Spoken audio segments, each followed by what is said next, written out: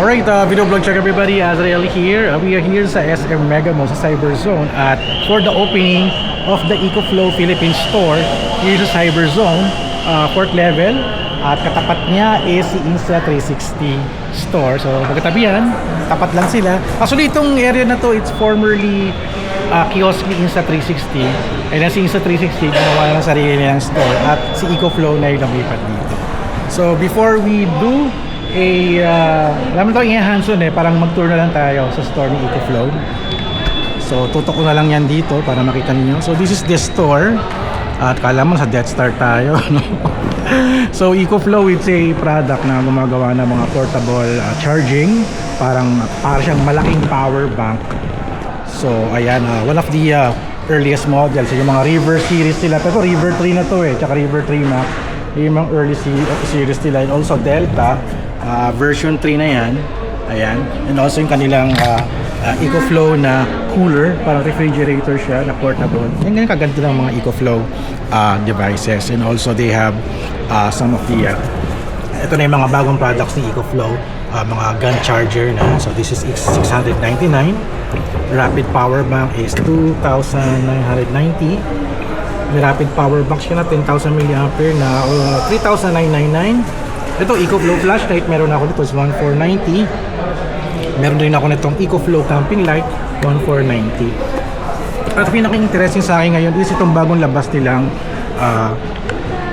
EcoFlow Trail 300 power station. It's a smaller power station which you can bring it anywhere, compare na magdadala kayo ng ganito kalalaki, no? Kasi ito parang mga small appliances can power up So this one is Delta 3 is 57,990.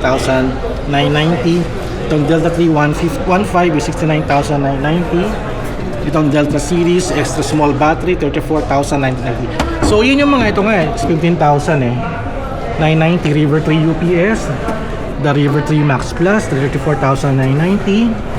River 3 Max 29,000. So they have parang solar charging feature, no? So ayan. Ito ano nga katawag ito? Ito pala yung aircon nila, diba? May portable aircon din si EcoFlow. Na-feature na natin ito dati. Ang SRP nitong Wave 3 portable aircon is 53,990. So ayun, no? If you're going out of town at meron kayong sasakyan, yung mga ganito kalalaki is pwede, walang problema. To power some small appliances, laptops, kahit nga yung mga tawag dito, microwave, kaya daw ganun, kaya kasi malakas yung power source nito, yung power up almost some of the appliances, no? I'm not sure doon sa microwave pero siguro pang water heater pwede.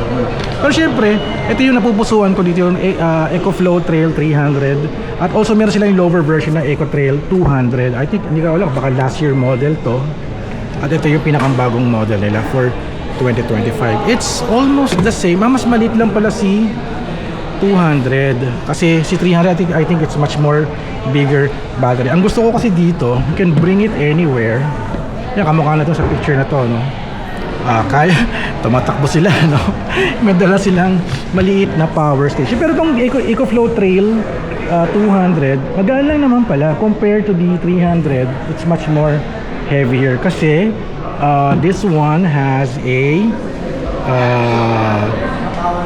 300 watts. Para sa mas ng 300 watts.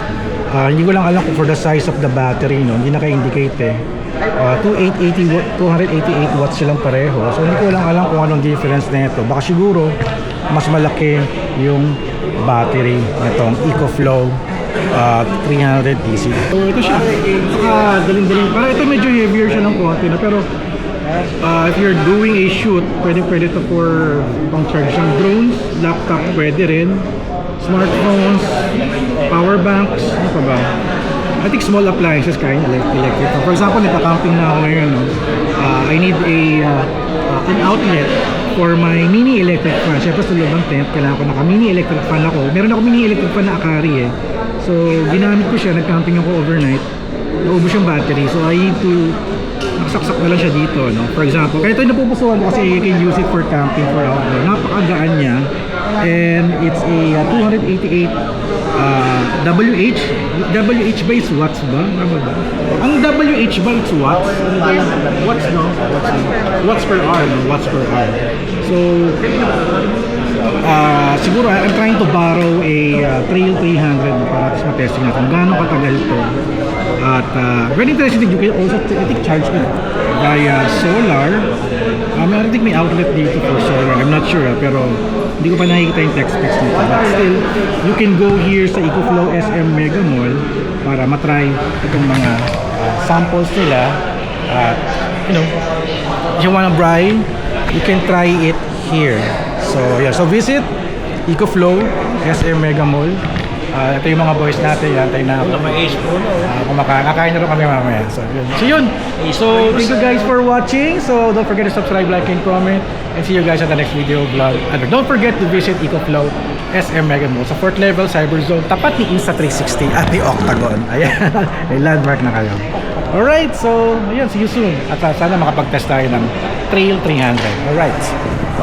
Kain na.